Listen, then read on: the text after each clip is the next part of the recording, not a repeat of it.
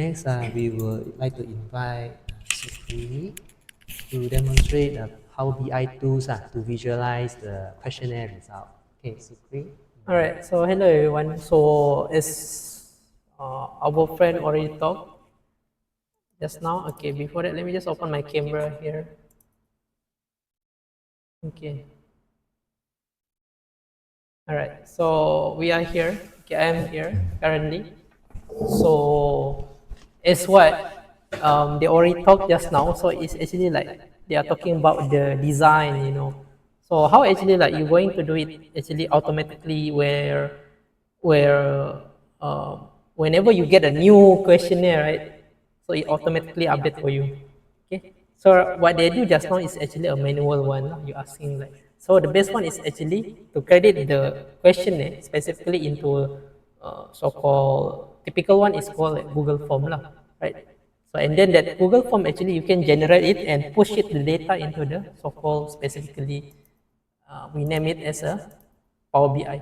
Okay. So Power BI is a visualization tools to actually generate what I call it the data, which is this questionnaire just now, right, into specifically visualization. So imagine that you have a new respondent coming in, so you just refresh the data, so you already get like the things that you need. Okay. So right now, so I would like to actually show some visualization that we can do, okay, to actually what I call it visualize the questionnaire. Okay. The first one is we can create the same thing that the Dr. Marcus already shared, which is here, right? We can create this one, okay, which is student suggestion to improve reading. Okay. So let's do that. Okay, how you want to do that? You can actually press on the stack column chart here, okay, in the Power BI. Okay. And then we have the data here. So as we know, the bottom one is actually the categorical. The above, the y-axis is actually the frequency. So I'm gonna make it fast here in such a way that we're gonna put the frequency in the y-axis, and then the suggestion is actually in the x-axis. So we can see actually, right, this is the thing that what they are talking about. Okay? Simple visualization. Simple visualization. So another thing is they also like do talking about the reading duration of student in a day, right? Okay, so we can do also using the same thing, okay, the bar chart. Okay, just click here, okay, on the stack column chart, and you can play around here. So already then you actually like look one by one, okay, of the graph. So why don't we just combine it into a single dashboard? Okay. So I have this data currently available for me. Okay. Now we can see that this is actually the same thing that Dr. Marcus and the student presented. Okay. And then we also have the reading material that student prefer. Okay. They're asking like the scale, right? Okay, which one is the highest one ranking? Okay, ranking. Now you can also take the same thing, okay, column chart here, then put it like this probably, okay, and then is it the graph number 3? Okay, but you should rename it correctly lah. Now I already know my data. Okay. So let me just push the data like this. Oh, sorry, this is a wrong graph. Okay, let's do a cluster one. Yes, cluster bar chart. Okay, cluster bar chart is the one that suitable for us to actually present in many information. So we can see actually here. So as what Dr. Marcus mentioned, all the students actually prefer it to have the newspaper as a reading material. Okay. So again, Power BI is quite useful. So imagine that you have a new respondent coming in. So this actually dashboard can update for you. Okay, so quite interesting. And the next one, okay, we can actually create a pie chart also, okay, which is just the student who would like to buy a book, right? So here we also have a so-called a pie chart. Okay, pie chart. So right now I just like demonstrate lah how to do it, the what I call the dashboard. Okay, so we have again the same thing.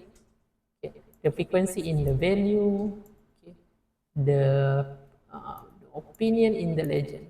So here we get the opinion lah, agree or disagree, whether you want to buy the book or not. So this is the things that we teach lah in the FCUC, right, everyone. So which is specifically the subject is called data visualization. Okay. So another one is we call it like gender respondent. Okay. So we have a total of 44. It's almost like 55 to 45, almost similar. So our data is not really that biased lah, right?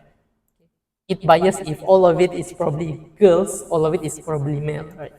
So it should take consideration of the gender. So let me just take it like this. Gender in the legend and frequency in here. Okay. So that's the thing. Okay, you can do it in the Power BI. Okay. So imagine if you have a new data.